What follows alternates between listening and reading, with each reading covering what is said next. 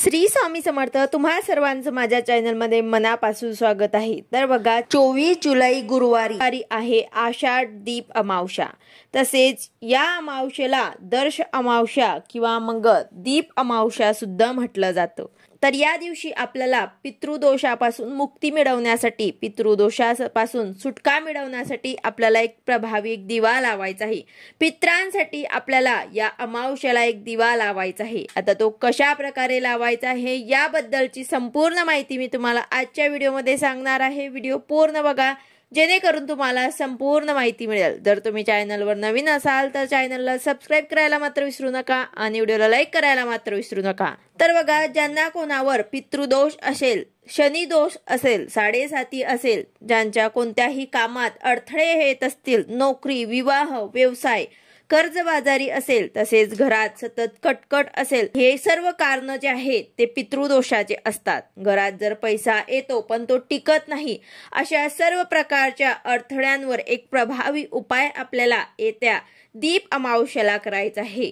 कोणतीही अमावस्या असो, या दिवशी पित्रांच्या नावाने आपल्याला एक दिवा लावायचा असतो। दक्षिणेकडे तोंड करून हा दिवा लावायचा आहे।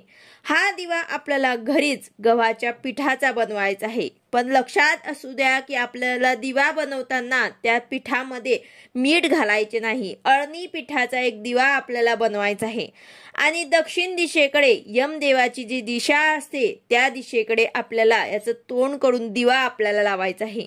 दिवा लावताना आपल्याला त्याखाली एक द्रोण सुद्धा ठेवायचा आहे किंवा मग एक पान ठेवलं तरी सुद्धा चालेल आणि त्यावर आपल्याला हा दिवा ठेवायचा आहे। दक्षिण दिशा ही यमदेवाची दिशा असल्यामुळे या दिव्याची वात सुद्धा आपल्याला दक्षिणेकडे ठेवायची आहे। यामुळे तुमच्या घरातील पितृदोष जो आहे तो निघून जाईल। तुमच्या घरात सुख समृद्धी लाभावी अशी तुम्हाला या दिव्याला प्रार्थना करायची आहे। तुम्हाला संध्याकाळी अमावस्येच्या दिवशी हा उपाय करायचा आहे। तसे तर प्रत्येक अमावस्येला हा उपाय आपण करू शकतो, पण या दीप अमावस्येला अतिशय महत्त्व असल्यामुळे या दिवशी नक्कीच तुम्हाला असा एक दिवा आपल्या पित्रांसाठी लावायचा आहे।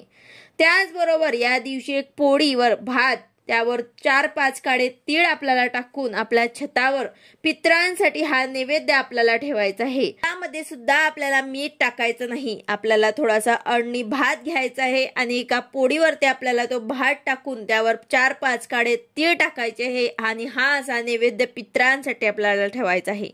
हा नैवेद्य आपल्याला पत्तरवाडीवरती छतावर ठेवून द्यायचा आहे 12 वाजता दुपारी। तसेच ही अमावस्या आषाढ आणि श्रावण या 2 महिन्याची जोडणारी अमावस्या असते। अशात या अमावस्येला तुम्ही पित्रांना तर्पण सुद्धा करू शकतात आणि त्यांचा आशीर्वाद सुद्धा घेऊ शकतात।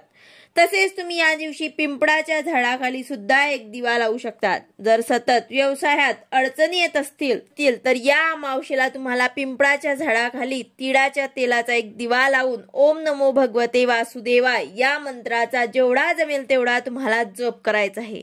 असे केल्याने व्यापारातील अडथळे सुद्धा दूर होतील। तसेच या दिवशी यथाशक्ती दान धर्म करा। आपल्या पित्रांच्या नावाने दान करा।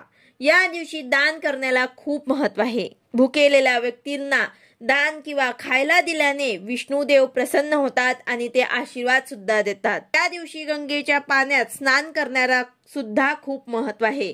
तसेच या अमावस्येला पितृतर्पण सुद्धा केले जाते। पित्रांना तर्पण देऊन नैवेद्य दाखवला जातो। आपल्याला या दिवशी एक दीप प्रज्वलित करायचा आहे आणि तो आपल्या पित्रांच्या नावाने, यामुळे पितर संतुष्ट होऊन आपल्याला आशीर्वाद देऊन जातील।